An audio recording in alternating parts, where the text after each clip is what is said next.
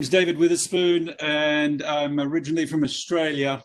I came to the States in '94. I went to grad school in the healthcare industry, and then I graduated from UTD in 2013 with an MFA. It took about 5 years to do it part-time.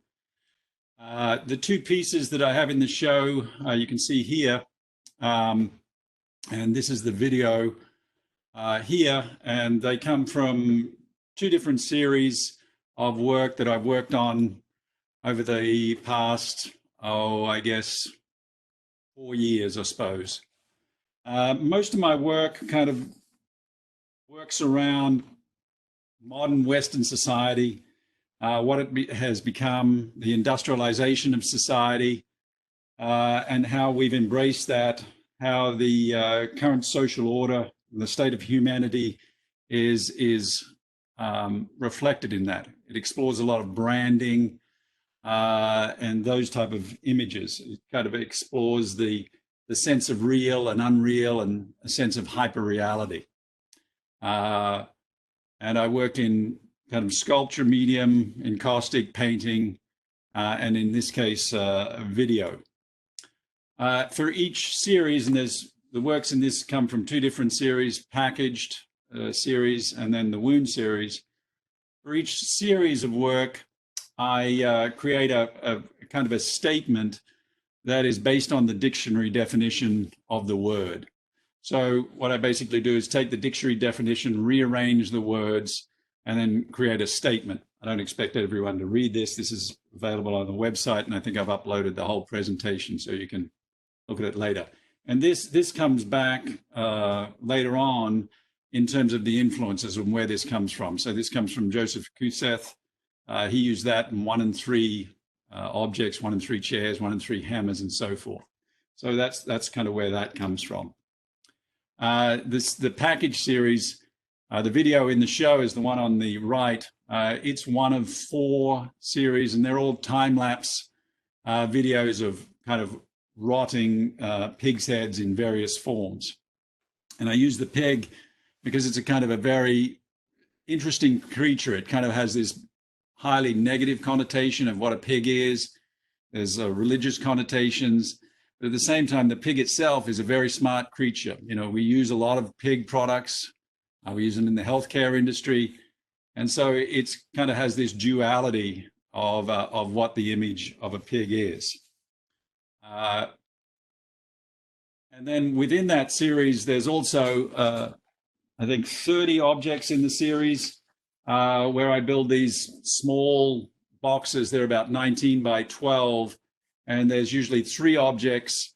One object will be wrapped in cloth and then rope around it.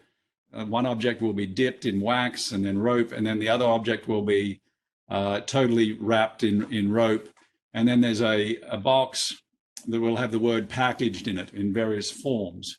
There's a distribution of color based on the American flag. So if we look at the American flag, you basically have 41.5% of the American flag is red, 40.9% is white, and then the rest is blue. So it doesn't always match up with that. The box here matches up with that. But I try to kind of keep that ratio to extent of red, white, and blue.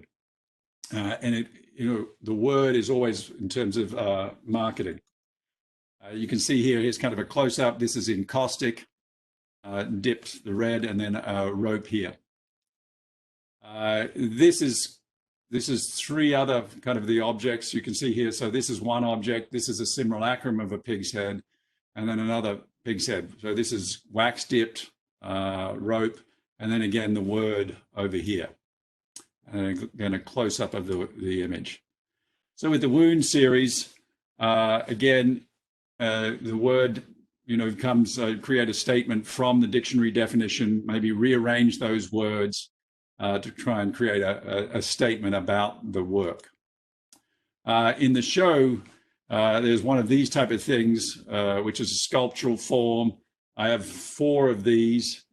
In this series, there is currently 37 objects, and they're ongoing.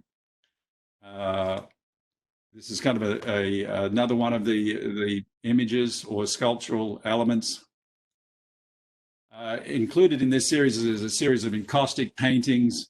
These are about 5.5 by 14 wide, and they're kind of the transition from what happens from being wounded and the potential outcomes. So this would be a kind of penetration wound.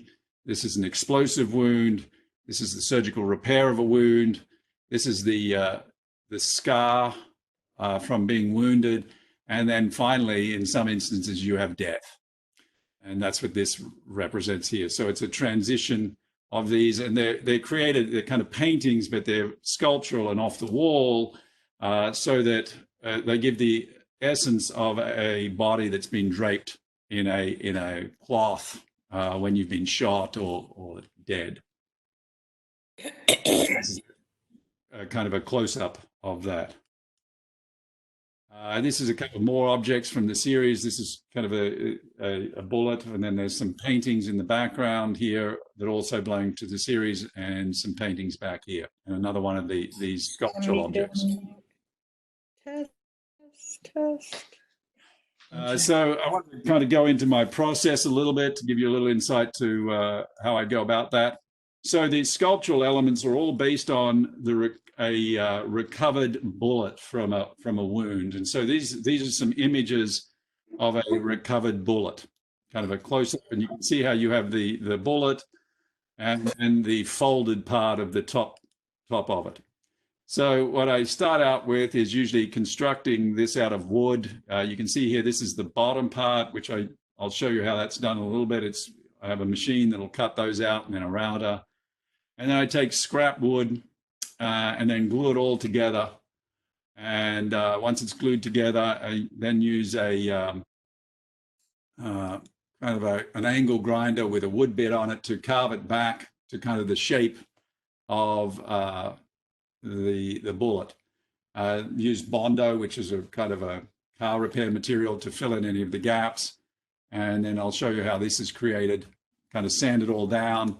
Once it's sanded down, I then use, I used to use Rust-Oleum paint. I've moved to a different paint, spray paint now, which is called Montana Gold, which is a lot better to use. It's a lot more forgiving. And you can see here, this is a large kind of bullet sculpture that's in the series also in the background. So painted here in the colors.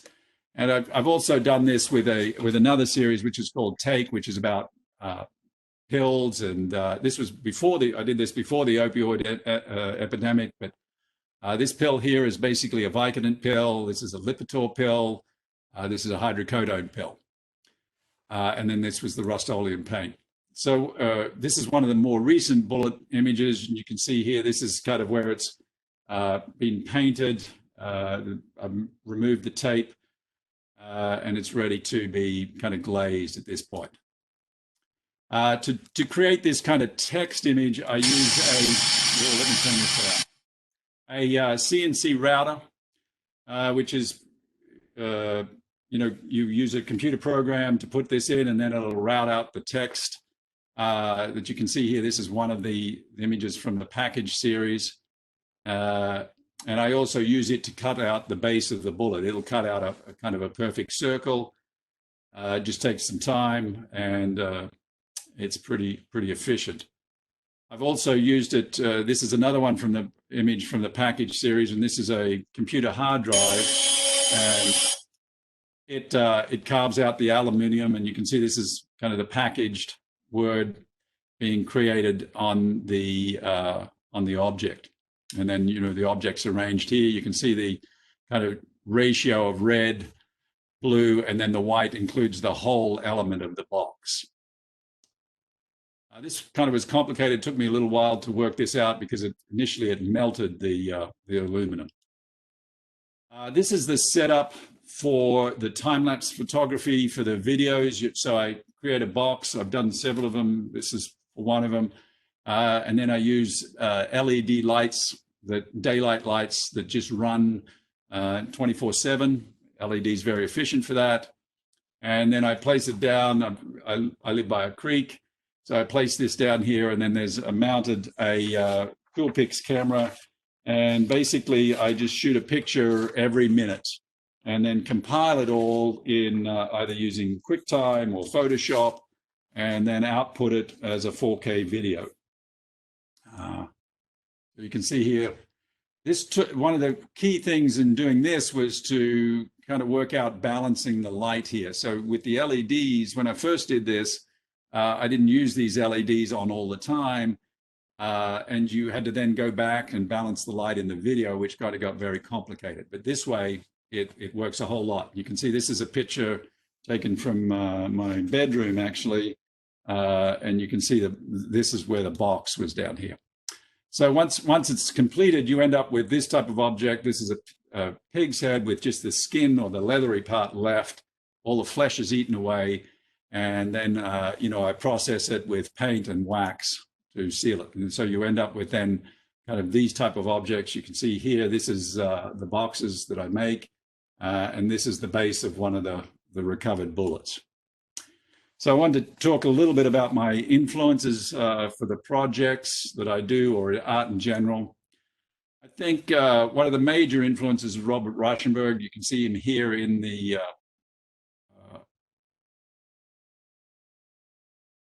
I don't know what happened there. I might have.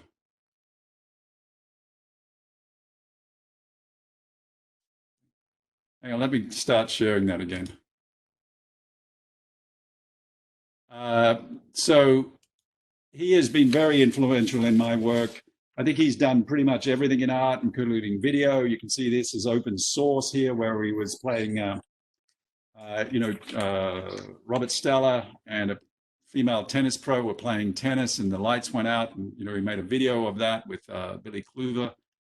So that's a big influence. Obviously, anyone who works with images based on flag or the color of flag, Jasper Johns is also a big influence. And the use of encaustic in painting and in sculptural elements comes from him also.